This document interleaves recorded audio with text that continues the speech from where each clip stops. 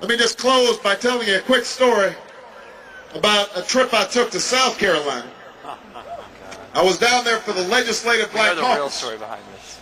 They had asked me to give the keynote speech at their conference. And I was sitting before I went up to speak next to a state representative there.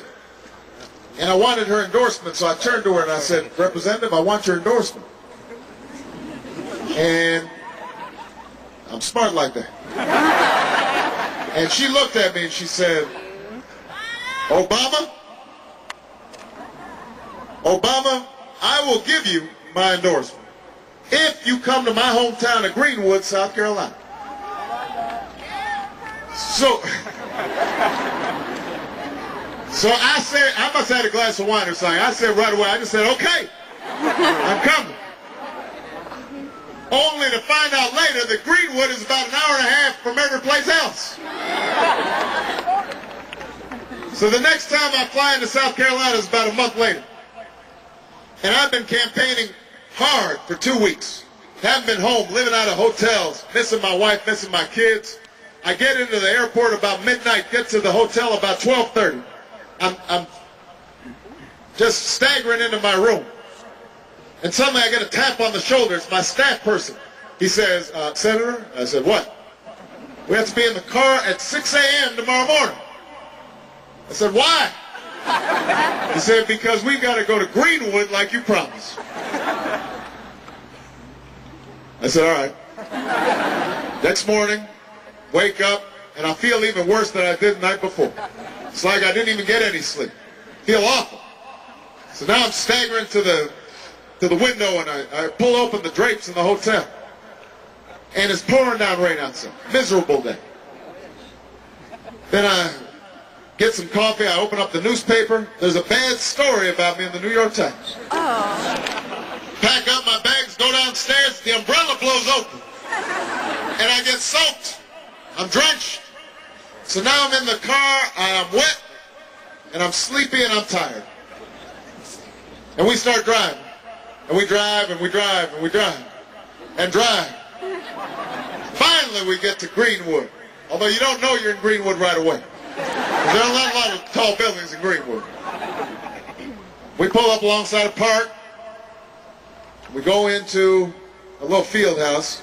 And lo and behold, after driving for an hour and a half, there are 20 people there.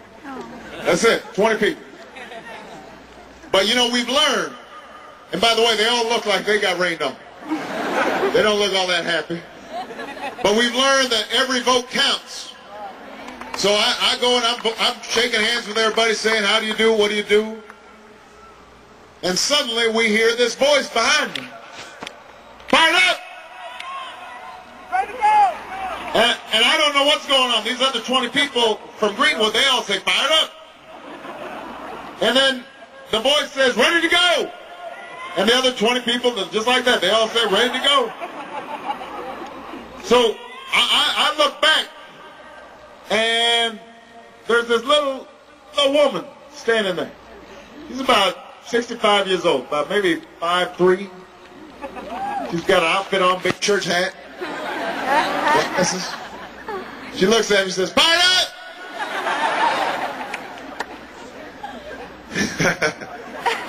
Turns out, this woman is a city councilwoman from Greenwood who is famous for her chant.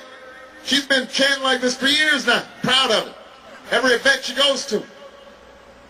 And for the next 5 minutes, she just keeps on chanting. Fired up, ready to go, ready to go. Everybody's joining in. I don't know what to do. I thought I'd be the star attraction coming to Greenwood. So I'm just standing there, I'm looking at my staff, they shrug their shoulders. But here's the thing, Durham. After about a minute or two, I'm feeling kind of fired up. I'm feeling like I'm ready to go. So I start up joining the chant. And for the rest of the day, every time I saw my staff, I said, are you fired up? They said, I'm fired up, boss. You ready to go? I said, I'm ready to go. It goes to show you how one voice can change a room. And if one voice can change a room, then it can change a city. If it can change a city, it can change a state. If it can change a state, it can change a nation. If it can change a nation, it can change the world. So what I want to know, girl, are you fired up? Are you ready to go? Ready to go! Fired up? Fired up! Ready to go? Ready to go! Fired up? Fired up! Ready to go? Ready to go! Let's go change the world.